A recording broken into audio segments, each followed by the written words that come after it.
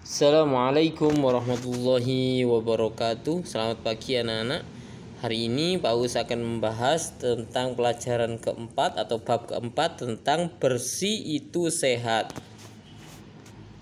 Oke, kita mulai. Ada beberapa gambar di sini anak-anak yang sedang bersih-bersih kelas dan anak-anak yang sedang membersihkan ruangan kelas dan membersihkan rumah. Ya. Oke, kita skip ini.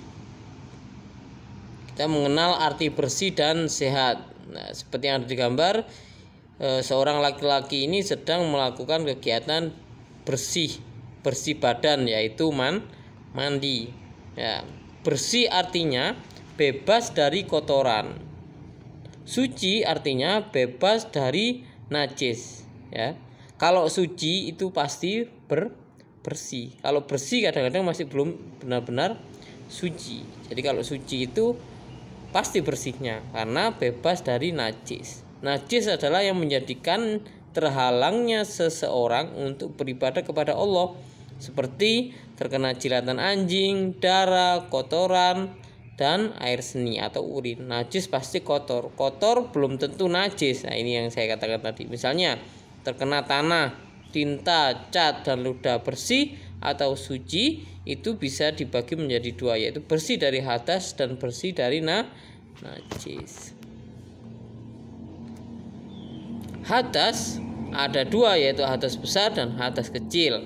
Hadas besar seperti mimpi basah bagi laki-laki dan haid bagi perempuan. Insya Allah anak-anak juga akan mengalami ini nantinya. Cara menghilangkan hadas besar adalah dengan mandi atau tayamum jika tidak ada air. Nah, mandi. Kalau mandi besar berarti semuanya terkena air ya, mulai dari ujung rambut sampai ujung kaki. Hadas kecil ini contohnya buang air seni, buang air besar, buang angin. Nah, menyebabkan batal wudu. Menghilangkan dengan cara dicuci saja atau dengan cara dicuci dengan air bersih kemudian melakukan wudu. Nah, hari ini kita akan mengenal hadas kecil dan hadas besar. Nah, ini saja hadas kecil, ada yang buang air dan lain sebagainya itu ya. Cara membersihkannya dengan cara wudu dan membersihkan kotoran tersebut. Hadas besar, mimpi basah bagi laki-laki dan haid bagi perempuan. Nah, mimpi basah laki-laki itu pertanda bahwa kita memasuki masa akil balik, masa dewasa.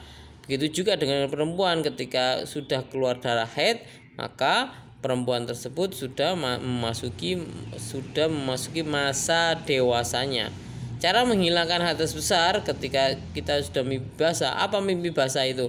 Mimpi basah itu adalah keluarnya air mani dari laki-laki tersebut. Haid pun juga begitu, keluarnya darah dari perempuan tersebut. Cara menghilangkan hadas besarnya yaitu dengan mandi atau tayamum jika tidak ada air. Mandi dari ujung membasahi dari ujung rambut sampai ujung kaki. Ya, apabila hendak mendirikan ibadah sholat harus bersih badan, pakaian, dan tempat dari kotoran najis. Cermati gambar berikut ini. Ini ada anak sholat. Ya, badannya bersih, pakaiannya yang dipakai bersih, tempatnya ada sajadahnya juga bersih. Bersih badan, pakaian, dan tempat tidak hanya ketika melaksanakan sholat saja seperti yang digambar itu, akan tetapi harus diartikan ke seluruh kehidupan. Di luar sholat pun badan kita juga harus bersih pakaian artinya segala sesuatu yang kita pakai. Ya. Bersih tempat seperti ruang tamu, ruang dapur, tempat tidur, dan tempat makan.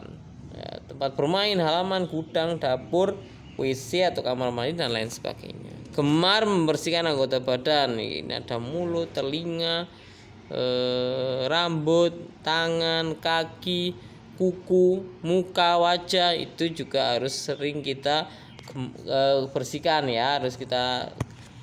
Harus rajin untuk dibersihkan biar kondisi tubuh kita juga sehat. Nah, selanjutnya adalah cara membersihkan najis. Membersihkan najis, darah, air seni, dan tinja harus menggunakan air mutlak. Misalnya air sumur, air hujan. Caranya air yang datang dikucurkan ke benda bernajis, bukan najis yang datang ke ke air, dikelucur bahasa Jawane itu ya, dikelucur. Air mutlak itu apa namanya? Air sumur, air hujan, terus bukan air teh itu suci tapi tidak mensucikan. Itu namanya dinamakan air mutlak, itu air sumur, air yang benar-benar air begitu loh.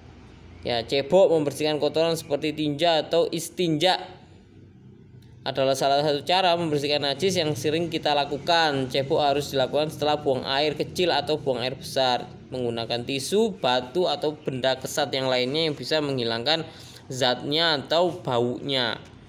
Ya, yang paling afdol memang dengan air. Nih, kita sebelum masuk